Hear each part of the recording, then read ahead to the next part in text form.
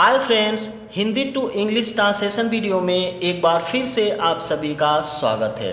दोस्तों, इस कहानी के हर एक वाक्य को हिंदी से इंग्लिश में ट्रांसलेट करेंगे, साथ ही साथ ग्रामेटिकल स्ट्रक्चर को भी कवर करते जाऊंगा ताकि आप बिल्कुल आसानी से ग्रामर के साथ इंग्लिश को सीख पाएँ। गाइस, वीडियो पसंद आए तो वीडियो को लाइक ज़रूर कर दीजिएगा।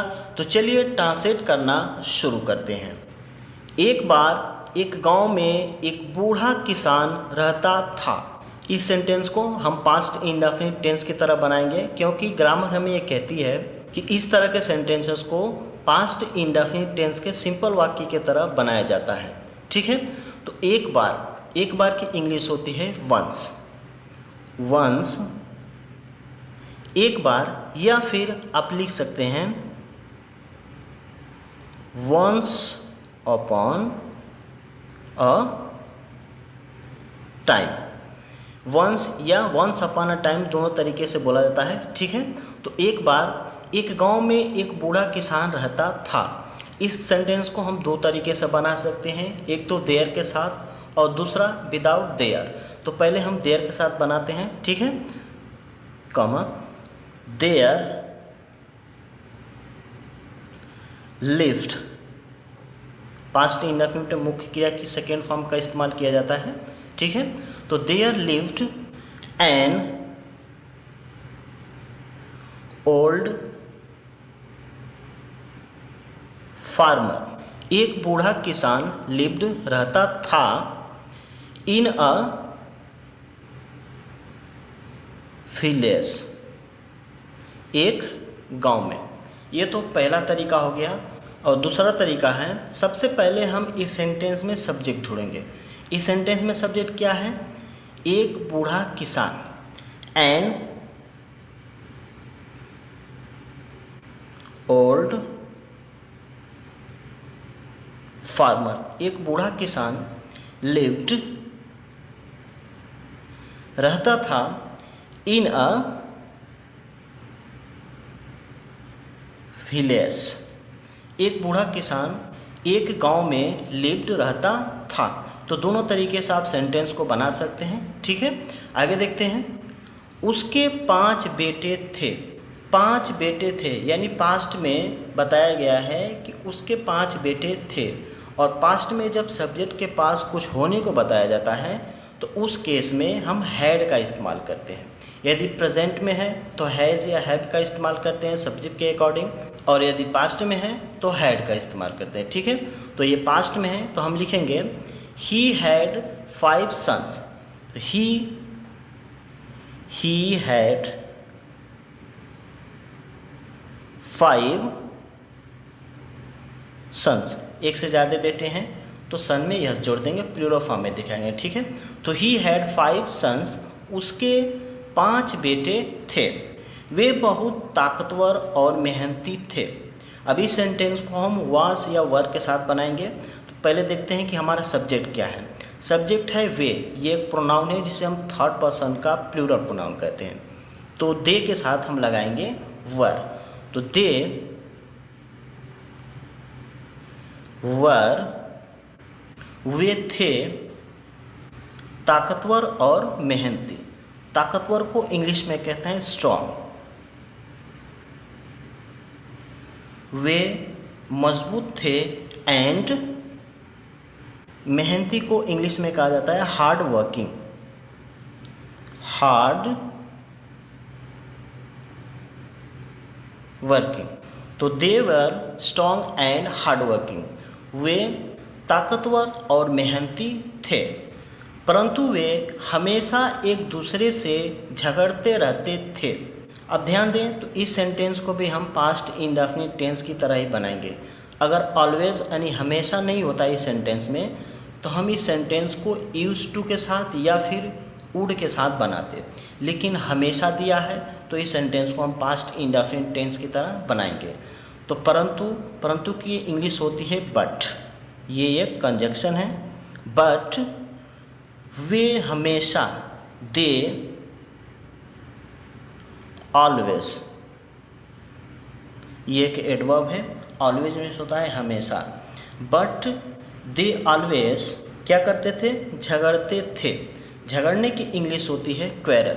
पास्ट इंडेफिनिट में बनाएंगे सेंटेंस को तो क्वेरल की सेकेंड फॉर्म क्वेरल्ड का इस्तेमाल करेंगे, ठीक है। तो क्वेरल्ड विद वन अनोदर, एक दूसरे के साथ, तो with one another, with one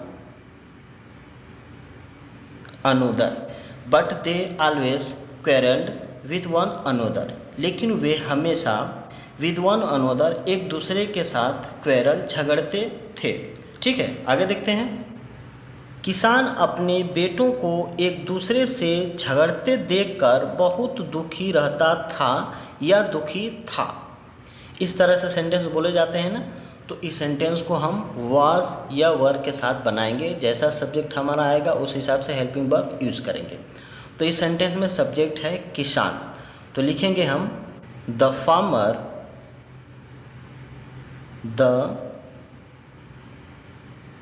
farmer was. Singular एक नाउन है तो सिंगुलर नाउन के साथ क्या यूज़ करते हैं, वॉज। तो द फार्मर वॉज क्या था, वेरी सैड, बहुत दुखी। किसान बहुत दुखी था या किसान बहुत दुखी रहता था। क्यों दुखी था, अपने बेटों को एक दूसरे से झगड़ते देखकर। तो इस सेंटेंस को बनाएंगे से टू सी, इन्फिनेटिव फॉर्म में यूज़ करेंगे ना, ये सेकेंडरी वर्ब है इस सेंटेंस में। और जब भी किसी सेंटेंस में कोई सेकेंडरी वर्ब यूज़ होती है ऑब्जेक्टिव पार्ट में, तो उसे हम या तो इन्फिनेटिव बनाते हैं या फिर जेरेंड या फिर प्रेजेंट पार्टिसिपल की तरह इस्तेमाल करते हैं, ठीक है। तो the farmer was very sad to see his sons fighting. अब यहाँ पे देखिए फाइट को यहाँ पे सेरेंड फॉर्म में यूज़ किया गया है एज अ नाउन, ठीक है। तो इसे हम नाउन कहेंगे, ठीक है। तो the farmer was very sad to see his sons fighting with each other, या फिर विद वन अनदर का भी इस्तेमाल कर सकते हैं, जैसे मैंने ऊपर के स्लाइड में इस्तेमाल किया था, ठीक है। तो the farmer was very sad, किसान बहुत दुखी था, टू सी देखकर, he sons fighting with one another, अपने बेटों को एक दूसरे के साथ झगड़ते हुए। सॉरी, यहाँ पे फाइटिंग जेरेंट फॉर्म में नहीं, प्रेजेंट पार्टिसिपल फॉर्म में यूज हुआ है एज एन एडजेक्टिव, ठीक है। तो ये एक एडजेक्टिव की तरह काम कर रहा है, ठीक है। आगे देखते हैं। एक दिन उसके दिमाग में एक विचार आया और उसने अपने सभी पुत्रों को एक साथ बुलाया। अब ध्यान दें तो इस सेंटेंस में दो क्लॉज है, कंजक्शन एंड का यानी और का यूज़ करके इन दोनों सेंटेंसेस को जोड़ा गया है। एक दिन उसके दिमाग में एक विचार आया, ये तो पहला क्लॉज हो गया। दूसरा क्लॉज है उसने अपने सभी पुत्रों को एक साथ बुलाया। तो सबसे पहले हम पहला क्लॉज देखते हैं, एक दिन उसके दिमाग में एक विचार आया। तो एक दिन की इंग्लिश होती है वन डे। वन डे एक विचार आया,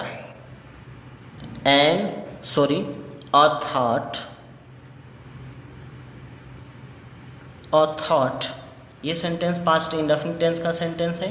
तो अ थॉट यानी एक सोच, केम, आने की इंग्लिश होती है कम, लेकिन पास्ट इंडेफिनिट टेंस का सेंटेंस है तो कम की सेकेंड फॉर्म केम। तो एक दिन एक विचार आया उसके दिमाग में, टू हिज माइंड, एंड का इस्तेमाल करेंगे ना दूसरा सेंटेंस को जोड़ने के लिए, जो दूसरा क्लॉज है उसे जोड़ने के लिए एंड उसने अपने सभी पुत्रों को एक साथ बुलाया। उसने की इंग्लिश होती है ही कॉल्ड, बुलाया, कॉल मीन्स बुलाना होता है, कॉल्ड बुलाया। किसे बुलाया? अपने सभी पुत्रों को, ऑल हिज सन्स। उसने अपने सभी पुत्रों को बुलाया या उसने अपने सभी बेटों को बुलाया। कैसे बुलाया?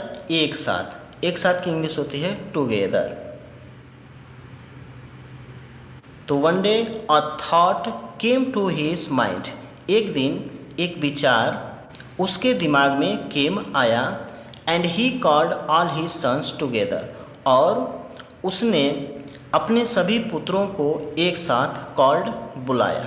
ठीक है, क्लियर हो गया। आगे देखते हैं। उसने उन्हें एक लकड़ियों का बंडल दिखाया और कहा, यदि तुम में से कोई इन लकड़ियों को बंडल से अलग किए बिना तोड़ देगा तो उसे अपनी आधी संपत्ति दे दूंगा। सेंटेंस थोड़ा लॉन्ग है, लेकिन इसे तोड़ तोड़ के हम लोग ट्रांसलेट करेंगे। तो सबसे पहले हम देखेंगे कि इस सेंटेंस का सब्जेक्ट क्या है। उसने, ही, ये किसान के लिए यूज़ किया गया है, ये थर्ड पर्सन का एक सिंगुलर प्रोनाउन है। तो उसने क्या किया, दिखाया। इसका जो मेन वर्ब है दिखाना और सब्जेक्ट हमारा है उसने। तो ही, ये सेंटेंस पास्ट इंडेफिनिट टेंस का सिंपल वाक्य है। तो दिखाने की इंग्लिश होती है शो, और शो की सेकेंड फॉर्म शोड। तो ही शोड, उसने दिखाया। किसे दिखाया, उन्हें, जो किसान के बेटे हैं उन्हें दिखाया। तो दे का जो ऑब्जेक्टिव फॉर्म होता है वो होता है देम। उसने उन्हें दिखाया, क्या दिखाया, एक लकड़ियों का bundle, a bundle of sticks, a bundle of sticks. एक से ज़्यादा लकड़ी है तो प्लूरल फॉर्म में लिखेंगे स्टिक को। ठीक है, तो he showed them a bundle of stick, वह उन्हें एक लकड़ियों का बंडल शोड दिखाया और कहा। एंड सेट, और कहा नरेशन का सेंटेंस है तो कामा का इस्तेमाल करेंगे। ठीक है, और जो व्यक्ति के द्वारा कही हुई बात है उसे हम इन्वर्टेड कामा के अंदर रखेंगे। ठीक है, तो इन्वर्टेड कामा लिखेंगे, यदि तुम में से कोई इन लकड़ियों को बंडल से अलग किए बिना तोड़ देगा तो उसे मैं अपनी आधी संपत्ति दे दूंगा। अब ध्यान दें, तो ये सेंटेंस कंडीशनल सेंटेंस है, और कंडीशनल सेंटेंस में हम जानते हैं कि दो क्लॉज होते हैं। ये सेंटेंस कंडीशनल टाइप 1 का सेंटेंस है। तो फर्स्ट जो क्लॉज होता है, इफ वाला क्लॉज होता है, उसे हम प्रेजेंट इंडेफिनिट टेंस के वाक्य की तरह बनाते हैं। तो चलिए बनाते हैं। यदि तुम में से कोई, पहले यहाँ तक देख लेते हैं। इफ तुम में से कोई, यानी any of you, any of you, यदि तुम में से कोई, ये तो हमारा पूरा सब्जेक्ट हो गया। अब ढूंढेंगे कि इसमें वर्ब क्या है। वर्ब है तोड़ना, और हम इस सेंटेंस को प्रेजेंट इंडेफिनिट टेंस में बनाएंगे। तो तोड़ने की इंग्लिश होती है ब्रेक, तो ब्रेक, ब्रेक्स लिखेंगे। ठीक है, if any of you breaks, यदि तुम में से कोई तोड़ देगा या तोड़ता है, लिखते हैं तो प्रेजेंट इंडेफिनिट टेंस में, लेकिन पढ़ते हैं फ्यूचर इंडेफिनिट टेंस में या फिर प्रेजेंट इंडेफिनिट टेंस में भी आप पढ़ सकते हैं। ठीक है, तो एनी ऑफ यू ब्रेक्स, यदि तुम में से कोई तोड़ता है, क्या तोड़ता है, इन लकड़ियों को। तो इन लकड़ियों को यानी डिमॉन्स्ट्रेट करते हुए बता रहा है, तो हम लिखेंगे देज स्टिक्स, इन लकड़ियों को बंडल से अलग किए बिना, विदाउट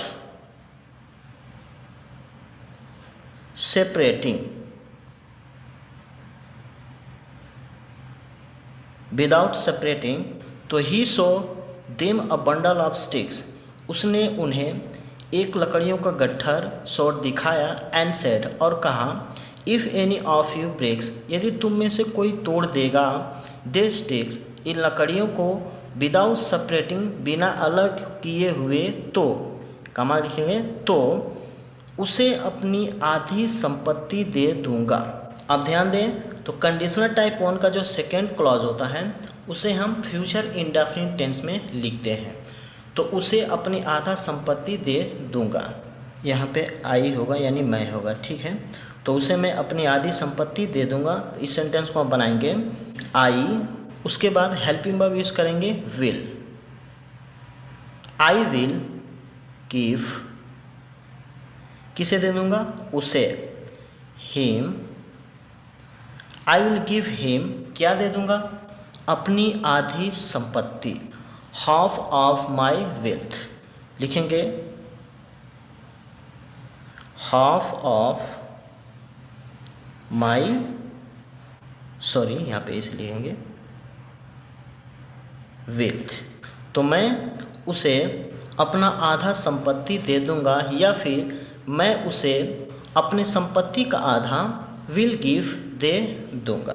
गाइस, यह इस कहानी का पार्ट 1 है। मैंने इस कहानी को 2 पार्ट में इसलिए डिवाइड किया है क्योंकि यह कहानी लंबी है। अगर इस कहानी को एक ही वीडियो में कवर किया जाता तो यह वीडियो लगभग 50 से 55 मिनट का वीडियो हो जाता, इसलिए मैंने इस कहानी को 2 पार्ट में डिवाइड किया है। गाइस, यदि वीडियो पसंद आया हो तो वीडियो को लाइक करने के साथ साथ चैनल को सब्सक्राइब करके बेल आइकन की घंटी को ज़रूर दबाएं ताकि इस तरह का वीडियो आपको रोज़ मिलती रहे। Thanks for watching this video guys. मिलते हैं इसी तरह के किसी और नेक्स्ट वीडियो में, तब तक के लिए take care and good bye.